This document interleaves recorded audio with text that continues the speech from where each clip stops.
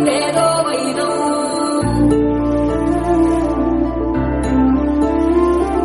మూడు వారిన మనసులోనే పలికిందేదో ప్రాణం.